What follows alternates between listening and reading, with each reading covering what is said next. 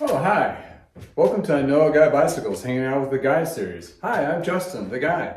So today we're going to go over a couple detail aspects of componentry and frames and wheels. And what I mean by that is if you've seen any of my particular posts for bikes for sale, you'll see a laundry list of details of what the frame and the fork and the wheels and all the parts and numbers that correlate to that. And you're like, what's this all mean? Well, to an expert or a person that's been into cycling for so long, I do forget that those are like Greek to most people out there. So I'm just gonna go run down a little video here about what those parts are, where you can find the numbers on those parts and correlate it and Google it and figure out what they are. If they're good, bad, and otherwise, and do reviews and all that. So you can do, you can dive into research and go crazy if you want. But to identify your own bike and find the parts, numbers, this is how I'm gonna, show you how you can do that. So anyway, so starting out with the frame. The frame itself, a lot of times we'll have a frame sticker on there. They'll say, like this one's a specialized SLX aluminum. You can Google that up and just there'll be a laundry of reviews and so forth of what the materials are. When you're looking at frames, you got a full steel frame. This one's a full aluminum. You'll have like aluminum with a carbon mix, or you have a full carbon. And there's a couple others out there too. So those are the kinds of things you look at. So when it says like aluminum triangle with a carbon tail, that means or a chain seat stays. That's on the back here. So identify the frame: top tube, down tube, head tube, seat seat stays, chain stays. Bottom bracket shell and head tube with a fork or fork tooth stanchion, stem. Those are your basics on that. So starting off with the wheels. Or next off into the wheels is the wheel set. This is a Mavic. Mavic is the brand. The model is cerium. And usually they'll be marked right on the rim. So this is a cerium, just a straight cerium. They have a lead equipped and so forth. Most wheel brands will be stamped on here. Sometimes the decaling is so funky that you may not be able to read it. I mean, that's kind of one of those things. It's kind of weird. Sometimes you'll find it on the hub itself, and that kind of gives you identify, so you can do a quick reference on that there. So I'm going to strip the bike down while we do this, so it makes it a little bit easier to look at stuff. But it's just one of those things that it just occurred to me that, one of those, when you're looking at parts, they have all part numbers.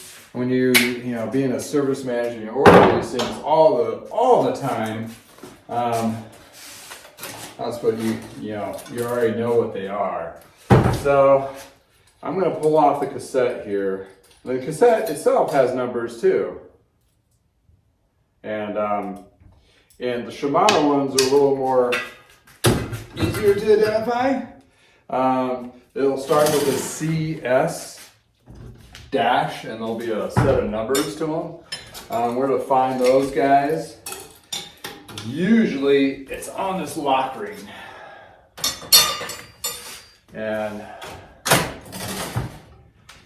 it's pretty small. Sometimes it'll be worn off, but most of the time you'll be able to find it.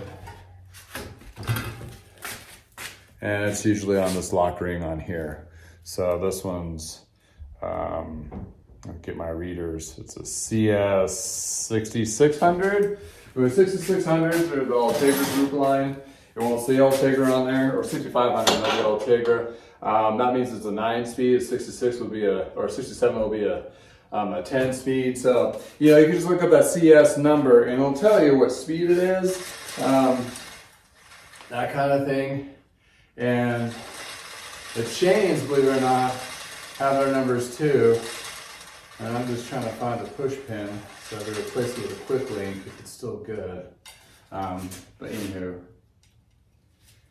on the chain, this is where you really get micro writing, but it will be on the plate. And you can look at all these on the bike, but it's kind of tricky to do in the video. So that's why I'm just going to take it all off. So this one's not a Shimano. or if it is, it'll say HG.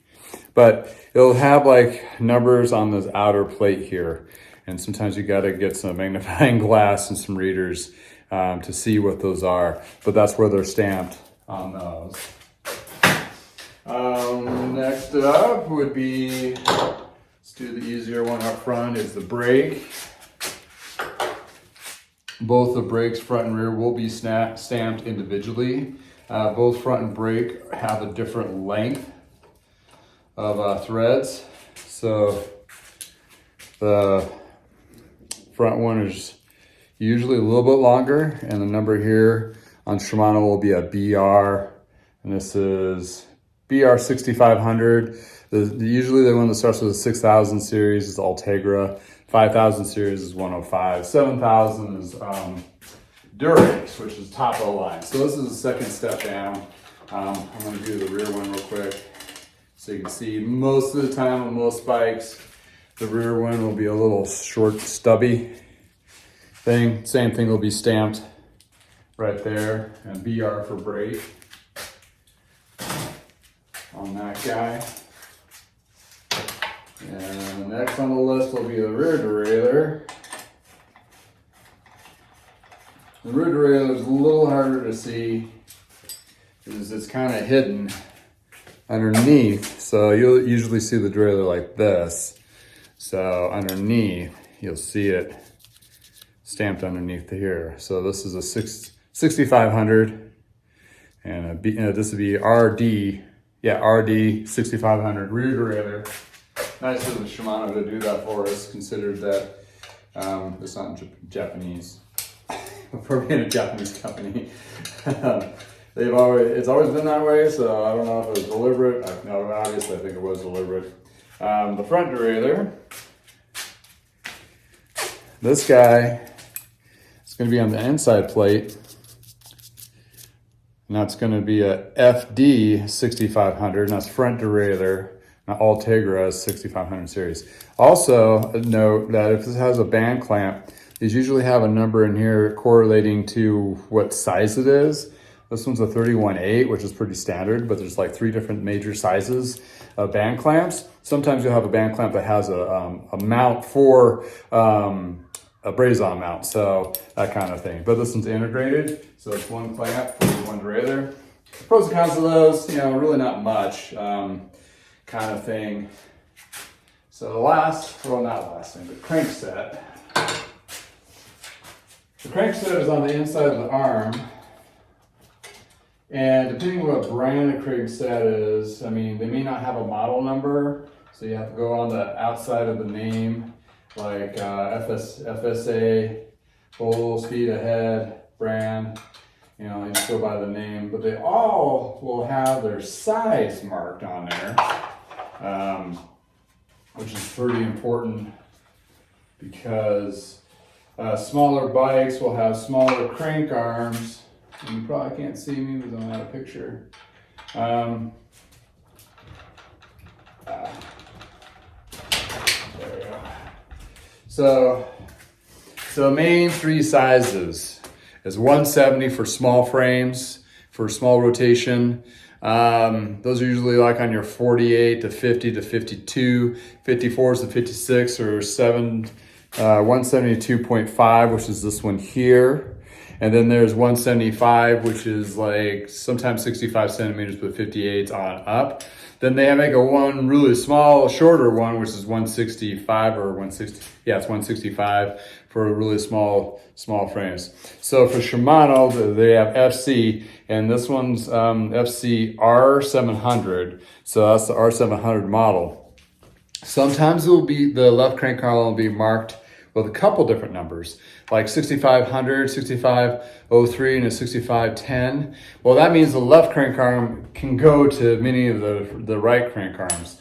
So when you look at the right crank arm, which would be your right foot, usually only has one number because that identifies it's a double or a triple or a compact. So that's going to be listed around this portion here. And both crank arms, both sides, should match in size at 172.5 or 175. I found one once that was mixed match. It was really kind of weird. So I don't know what happened there. So those are the main componentry, and the last but not least is the shifter. So I'm gonna pull this one out real quick. I'm gonna have to clean it anyway. Do so.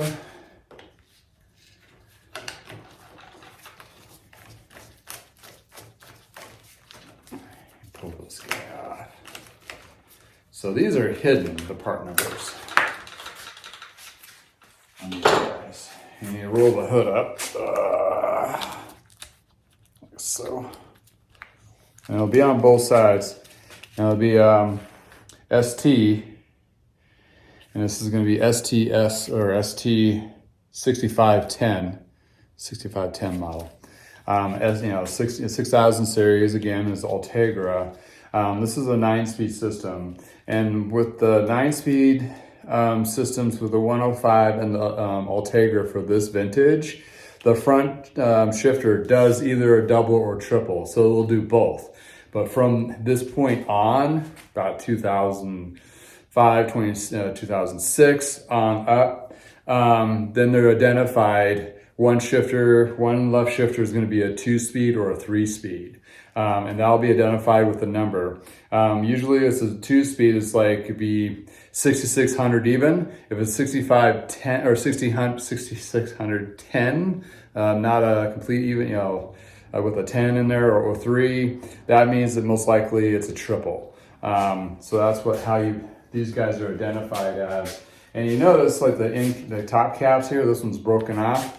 This is only aesthetic. So the shifter works fine. I'm in the process of making replacements out of just plastic materials, just to cover it so it looks prettier. But you know, it's just aesthetic. So if this is missing, yeah, it's not as pretty, but you can see even the older ones they get boogered up and scarred pretty good on that.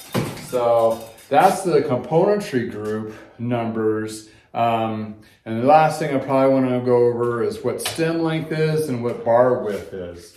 So everything's metric on bikes. So when you look at 100 millimeters or 90 millimeters on the stem, this is the stem here. That's the millimeters from the center point of where it clamps onto to the fork steer tube. And to the center point here, so center to center where they're going to be measuring. This one measures out to 100 millimeters. And sometimes they'll be stamped somewhere, but you can just use a metric ruler. Also, on handlebars, the measurement on there is the width on those. Also, on the stem too, there's an angle, like a 7 degree and so forth. And this one here is metric as well, and center to center. And this one's going to be a 44. 44 width is usually for somebody that's a little bit taller with broader shoulders. That's where you get those more of a custom fitting kind of thing. It's usually on the bigger bikes. 44s you typically see on 60 centimeters and larger, or extra large frames and larger. 42 length is pretty standard between 56s and 58s is which I take. And smaller ones are down to a 40 between. And when you get down to like a 50 centimeter, then you start looking at the 38s. Assuming that the body, you know, gets smaller for that particular rider. That's not always the case, so sometimes you have to do the change up on when you do a fitting and make sure those guys match to the person that's riding. Can you still ride the bike? Yes. The bar width is not probably as important as the stem length. The stem length actually compresses and opens up the cockpit for you, so that's another thing you want to look at there. So that's kind of like that in a nutshell. So when you look at that laundry list thing, now you know where those numbers are coming from and where those part names are coming from and what they're identifying to. And you can basically look at your own bike or what have you, or something you're looking at buying and going, oh, that says that's a 6500 series. That's Ultegra 9-speed drivetrain. And that's also to referencing when you need to replace parts and so forth. So Hopefully that made some of it clear. I'll make more videos that contain the parts and model numbers and all that to just make it a little bit simpler, but try to break it down and make it easier to understand. So again, my posts, I just want to give a little more clarification on that. Not that I had anybody asking, but you know, it's better to have a little bit of understanding of where those numbers are so you can kind of make those decisions when you decide to buy. Anyway, thank you for your time. Shameless plug, like these videos, go ahead and subscribe to YouTube, on Facebook page, like my page. If you go to my website, iknowaguybicycles.com, I do have an email list, so just throw down your email and you'll be shot out emails once a week or twice a week of products that are new arrivals, and also tech tips I'll sprinkle in there as well. So thank you for your time and have a wonderful day. Until next time.